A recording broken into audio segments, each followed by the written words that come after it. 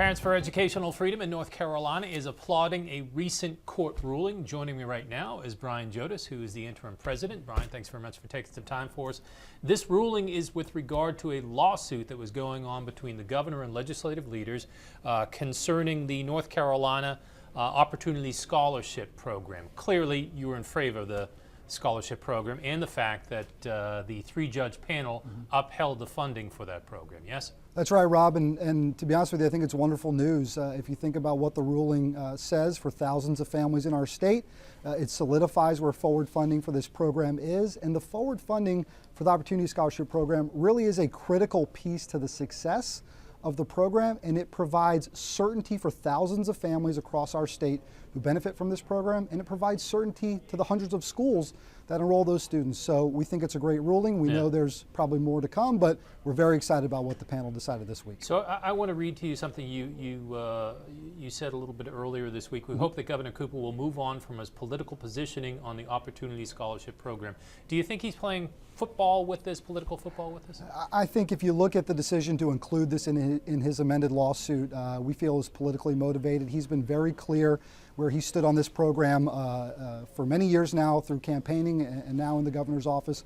My hope would be that this gives him an opportunity to take a step back and look at this and say, you know, when put in front of a court, and I was in the courtroom that day and both sides presented compelling arguments, but when put in front of a court, this forward funding component was deemed constitutional and said, listen, leave it in the base budget. It makes no real effect on his recommended budget, but it's got to be in that base budget so we have a path forward to move forward from.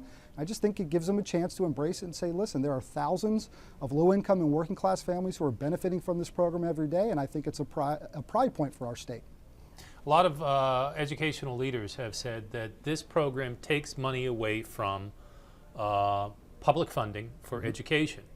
Money is tight right now, and they could dearly use this money which is going to private schools. Yeah, and you know, we've heard that argument for years, and just because people continue to say it, Rob, doesn't really make it true. There are 1.4, almost 1.5 million students who are enrolled in traditional public school in our state every single day. My daughter is one of those at Weatherstone Elementary School in Cary, and we absolutely love our traditional public school for her. There is funding to serve all of those students, and it is there. What we're saying is, when families are in need, when low-income families are looking for another option because they're in a school that doesn't fit their needs, let's find a way to provide some resources for them, and that's what the Opportunity Scholarship Program does. And our state is leading the way with OSP, with the Children with Disabilities Grant, with the ESA program. We are a national trendsetter in parental school choice. I think it's a very good thing. We're providing resources to families that need them, and we're also ensuring that we've got funding going to our public schools as well. It's a win-win for everyone.